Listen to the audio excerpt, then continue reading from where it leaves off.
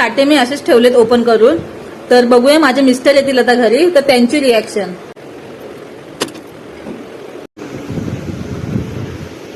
आंब्याची साठ आपल्यासाठी ना. ते थांब असता नाही आधीपासून बघा. नमस्कार. तर चव कोकणची मध्ये मी याला दाखवते हा पदार्थ जो की प्रत्येक कोकणकराला माहित असेल ह्याला काय बोलतात ते. तर हे जे दिसत आहेत ना ते घरगुती साठे आहेत आंब्याचे, ज्याला आपण आंबा पोळी म्हणून बोलतो. तर आताच आपली दिवा गाडी आली, त्या गाडीतून आपले हे साठे इथे आलेले आहेत. तुमच्यासाठी म्हणून सांगते, ही आंब्याची पोळी थेट आपल्या कोकणातून आलेली आहे. हा पदार्थ बघितल्यावरतीच तुम्हाला समजेल की घरगुती आहे तो. हे बघा, हे असं आहे, हे असं आहे. तर साखर सुद्धा ऍड केलेली नाहीये. आपल्या कोकणातले जे आंबे असतात त्या आंब्यापासून हे बनवलेलं आहे.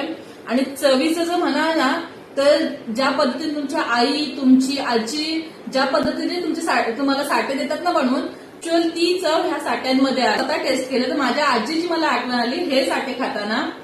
हे जे साठे आहेत ना तुम्हाला शेप दाखवते, हा बघा, हा एवढूसा आहे पण टेस्टला एक नंबर. आपल्याकडे फक्त एवढा स्टॉक आहे, म्हणजे 40 साठे आहेत हे अवेलेबल. हे ओरिजिनल जे आपल्या घरगुती पद्धतीने बनवलेले असतात ते साठे आहेत. हे साईज तुम्ही एकदा बघून घ्या. हे पर पीस तुम्हाला 100 रुपयाला भेटणार आहे. यावर्षी खाल ना तर पुढच्या वर्षी नक्की माझ्याकडून मागाल, अशी ह्यांची चव आहे. घरामध्ये ओपन केलं तर सुगंध आला ना तो एकदम आपल्या गावी ज्या साठे असतात त्या साठ्यांप्रमाणे हा सुगंध आहे. पण जेव्हा घरी साठे बनवतो ना तेव्हा ताट्याला तेल किंवा तूप लावतो, तर ह्या साठ्यांना तूप लावलेलं आहे. तुम्हाला दिसेल जर तुम्ही जर ऑर्डर केली ना किंवा तुमच्याकडे जर हे पॅकेट आलं ना तर तुम्हाला दिसेल ह्या साठ्यांना काय लावलेलं आहे ते.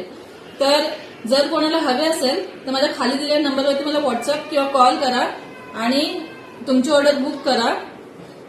एक प्रमाणे तर नाहीये पण ही नग प्रमाणे तुम्हाला एक 100 रुपयाला पडणार आहे.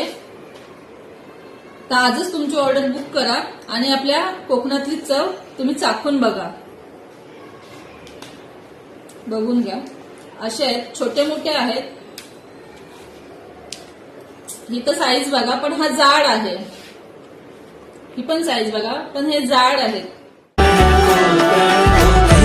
आंबा काजू नारळी पोफळी कुळदाची पिठी अन सोल कढी